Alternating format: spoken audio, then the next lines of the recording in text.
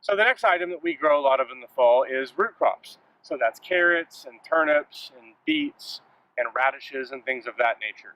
Now, the great thing about these root crops is they will get sweeter as it gets colder. So typically if you have carrots in the summer, they may have a bit of a bitterness to it, but if you have them in the summer, they're going to be a lot sweeter. So we really like to grow most of our root crops in the fall. We don't grow very many in the spring. And then we'll also use the ground basically as storage for them. So we'll just leave them in the ground over winter and go harvest them as we want them.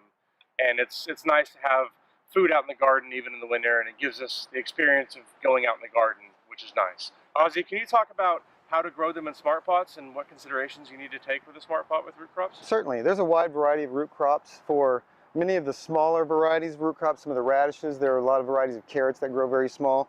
The 15-gallon low profile is perfect for those. If you want to get into some of the larger root crops, some of the full-size carrots, turnips, some of those things that really grow large, I'd recommend going to the 10-gallon. Gives a lot of root space for that to grow. One other thing to keep in mind too about a lot of these root crops is that for many of them, the green foliage is also edible, so you can harvest those as your root crops are growing.